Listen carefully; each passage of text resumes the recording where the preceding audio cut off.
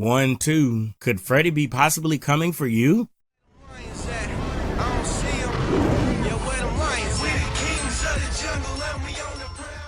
Hey, what's going on, sweaties all over the world? You already know who it is. It's your boy, Mikey Savage 21, aka the Prince of All Sweaties, bringing you another horror sweaty discussion. And today's horror sweaty discussion, we're simply going to be discussing the question of, could we possibly be getting a Nightmare on Elm Street sequel or reboot in 2019? Stay tuned. Be sure to like, comment, and subscribe, and enable notifications so you'll never miss out on another sweaty discussion again. Now, without further delay, let's jump straight into this horror movie discussion. Yeah! Hey, what's up, everybody? It's your boy, Mikey Savage 21, and like I mentioned in the intro, today we're going to be talking about the possibility of getting a Nightmare on Elm Street sequel or reboot in 2019.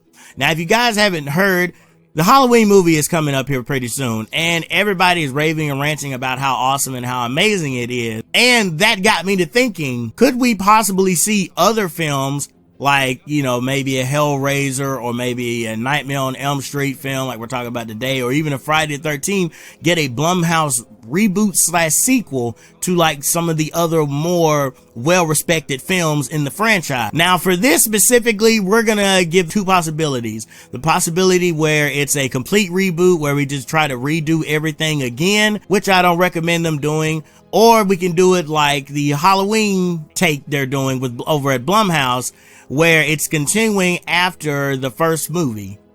In this case, we would probably have it coming in, I want to say after Dream Warriors. I felt like Dream Warriors was a really strong sequel, and I felt like 2 isn't really in the main continuity anyway. I feel like it goes more so 1 and then 3. So I'm more inclined to think that if they did that with the way the Halloween is doing, if we didn't get a sequel continuing directly after the first Nightmare on Elm Street, maybe we could get one continuing after Nightmare on Elm Street, the Dream Warrior or Dream Warriors, because that's essentially where you bring back Heather Langenkamp, you bring in this new cast, and then you have Freddy coming back to terrorize these kids, and then we end up discovering throughout the film that they have certain dream abilities or powers that are able to help them combat Freddy in their dream world and in their real world when he's actually physically manifested in ours as well. And again, that movie kind of basically ignored what was going on in the Nightmare on Elm Street 2 movie anyway. So I feel like they already kind of did that, but let's say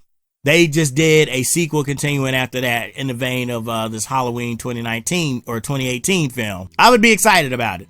I'd be excited about it because, again, we're getting to see one of my favorite horror movie characters come back and do what he does best: make jokes and kill teenagers. I mean, basically, that's what I look for in most of my horror movies anyway. I want to see a little bit of good story. A good story goes a long way in horror films, but I ultimately want to see the killers kill some people in some very iconic ways. And you have got to admit that with the first Nightmare on Elm Street film and the third Nightmare on Elm Street film, there was some very creative kills. Now, there was some creative kills later on in the Nightmare on Elm Street franchise. However, those movies weren't great, so those would be the only memorable things about those movies were the specific kills that Freddy did. I could totally see Blumhouse taking this film, saying, hey guys, you saw what we did with Halloween. Let us take this property, let us come back, let's not straight up reboot it, that way we can still have the continuity and everything. And let's continue this after Dream Warriors, because everyone loved Dream Warriors, everyone loved the concept of Nightmare on Elm Street 3. But when you get to 4, 5, and all the other later ones, not many people really talk about those that much because they're very poorly received and whatnot. Again, one of the main things that people do seem to love about those, and same thing with the Friday the 13th movies, is the main horror villain or character that we see. So of course, people are always going to be looking forward to seeing that and whatnot. But for me, I would love to see that. Now, there's one big crucial thing with this though. Would we be able to get Robert Englund back to portray Freddy? Now again, Robert Englund, recently he put the claws back on. I think a few years ago, he did a documentary in loving memory of Wes Craven. Wes Craven, may you rest in peace. And he did a documentary and then talked about how, he had to sit in the chair for about 4 to 5 hours getting these different prosthetics put on him and whatnot. And that could be taxing on anybody. Plus, you know, given his current age, it would be, you know, hard to do some of the physical aspects of it as opposed to when he was younger and doing these. But the one thing I will say is, if they do this, I don't want Jackie Earle Haley to come back. And look, no disrespect to Jackie Earle Haley, I absolutely loved him and what they did with him in The Preacher. I thought he had a very interesting character dynamic as a man who doesn't believe in God and then all of a sudden believes in God and then all of a sudden takes this radical turn, as you see some people do with religion, takes this radical turn and twist it a little bit. And then of course I loved him what they did in the Watchmen movie and everything that Zack Snyder directed, but I didn't love him in the Nightmare on Elm Street reboot that we got back in 2010. In fact, I absolutely hated it. I hated the concept of it altogether. The only real cool part I'll say about that movie is the opening sequence where the guy's in the diner and everything, and all of a sudden you just see him slit his throat for no absolute reason. And we know why, but everyone else is like freaking out and whatnot, and just seeing the genuine reactions of the characters was interesting. But from there, everything went downhill.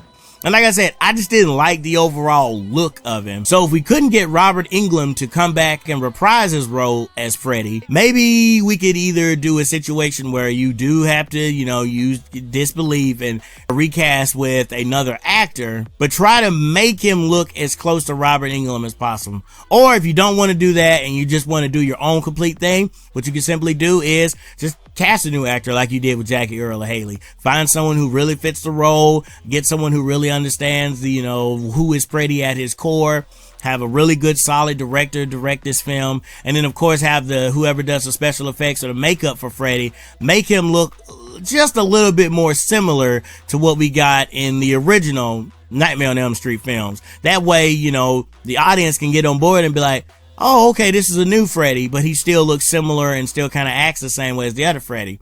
Okay, we understand that. That's how this Halloween basically is. You do have the original character of Nick Castle coming back to reprise the role, but at the same time, this is more of an older version. So you could also do a story of where you could bring Robert Englund in if he wants to do the film, and he could be an older Freddy who's like on his last limb and whatnot. But again, you could go with the whole concept of recasting it and having someone fit that role, but try to keep it in the same continuity as well, like X-Men has done and like other Marvel films have done in the past and whatnot. Alright, now let's bounce around that other idea that I had at the beginning, where it's like a complete straight up reboot again.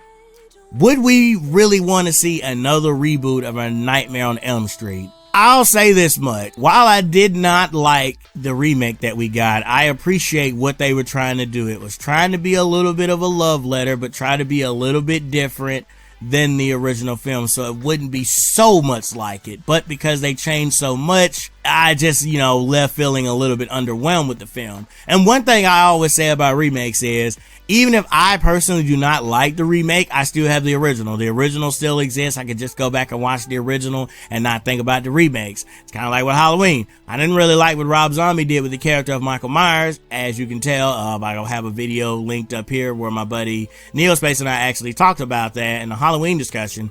I didn't like what he did with the character of Michael, other than like fleshing out his backstory a little bit from his childhood. But you know what? I just ignore those films and just watch the Halloween films, the original Halloween films, and just forget all about Rob Zombies and whatnot. So maybe Blumhouse could take that approach with Nightmare on Elm Street and do the same thing where, again, if you can't get Robert Englund back, just do a complete reboot. Just like a complete reboot, but make it somewhat of a love letter to the original, but try to be your own thing. Don't try to necessarily do what the first one did. You don't even have to have the same characters and whatnot. It would be appreciated to have the same name characters and whatnot. But even if you want to go a different route with that, that's fine. As long as the movie is well told, you have a good solid script, we get some really cool and memorable kills, and we're able to somewhat sympathize with Freddy just a wee bit and how he was unfairly treated and whatnot, I think you have the right to make a great film. And so I'm excited to see what this could do for other franchise is coming back, because again, Halloween is probably going to crush it in the box office. Again, critics and fans that have had a chance to see it are loving the film, and they're just eating it up. So you never know what this could do for Friday the 13th, or for Hellraiser, or for Child's Play, even though we're actually getting a Child's Play remake. Also going to be making videos on that later on, and I also got a video annotated where I actually break down the current situation with the reboot of Child's Play. But again, Nightmare on Elm Street could come back in 2019, maybe even 2020, depending on how the rights play out and everything, and whether who ends up getting the rights, and whether Blumhouse wants to play ball and take another older franchise, reboot it, or do like a reboot / sequel to like some of the other more well-beloved films. Either way, I'm excited to see what this is going to bring, and I'm just so excited to see Halloween. But let me know, guys, what would you like to see down in the comment section below? Would you like Blumhouse to do a complete reboot of the series and just start over from scratch and just like scrap everything? Or would you like to see it continue after the first Nightmare on Elm Street film, maybe continue after the third Nightmare on Elm Street film and ignore all the rest of them? Let me know your thoughts down in the comment section below. As always, guys, thank you so much for checking out this video. Please make sure you go follow me on all the social media links I have posted up top, including Facebook, Twitter, and Instagram at officialms21. And also, make sure you hit that notification button. Hit the bell. That way you'll be notified every time a Sweaty discussion goes up. Thank you as always, and I hope you all have a horror-tastic week. Peace out, y'all. Later.